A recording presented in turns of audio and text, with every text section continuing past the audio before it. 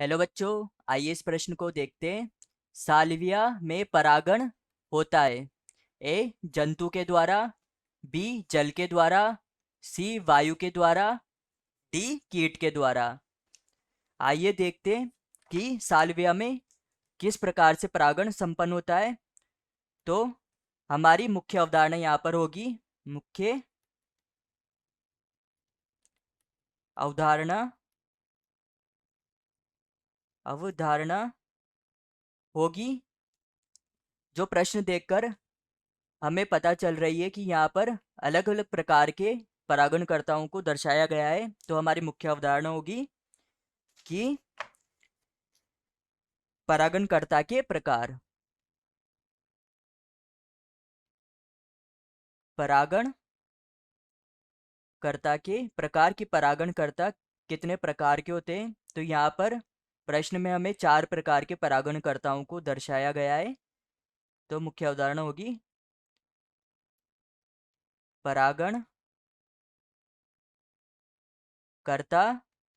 के प्रकार। तो जो साल्विया पौधा होता है, उसके पुष्प में किस प्रकार का परागण होता है। तो उसके पुष्प में जो कीट होता है उसके द्वारा परागण संपन्न होता है। तो कीट के द्वारा इसमें परागण संपन्न होता है। तो जो साल्विया पौधा है वह साल्विया साल्विया पौधा लिलिएसी फैमिली से आता है। लिलिएसी फैमिली से आता है। लिलिएसी फैमिली से आता है। लिलिएसी फैमिली क्या साल्विया पौधे में मुख्य रूप से कीट के द्वारा परागण संपन्न होता है। इसमें पक्षी द्वारा भी परागण को देखा जाता है, पर वह सिर्फ नाम मात्र होता है। इसमें मुख्य रूप से कीट के द्वारा ही परागण को देखा जाता है।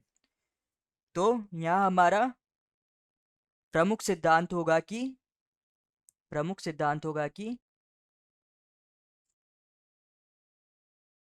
प्रमुख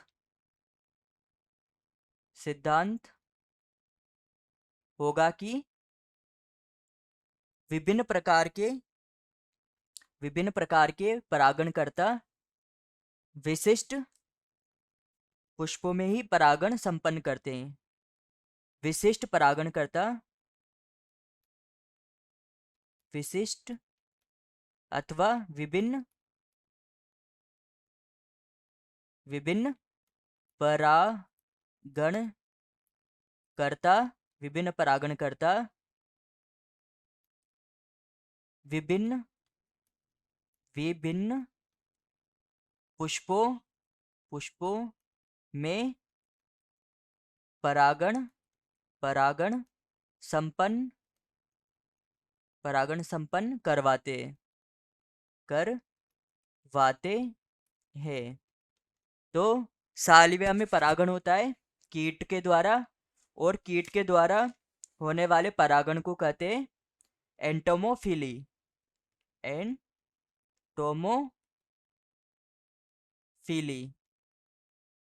वहीं वायु के द्वारा होने वाले परागण को कहते हैं एनिमोफिली।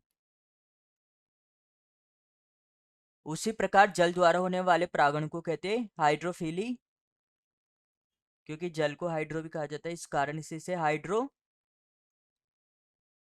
कहते हैं। उसी प्रकार से जंतुओं को द्वारा होने वाले परागण को जूफिली कहा जाता है। जूफिली कहा जाता है। इस प्रकार से साल्विया के पौधे में कीट के द्वारा एंटेमोफिली विधि द्वारा परागण की प्रक्रिया संपन्न होती है। आशा है कि आप इसे अच्छी तरह समझ गए होंगे। धन्यवाद।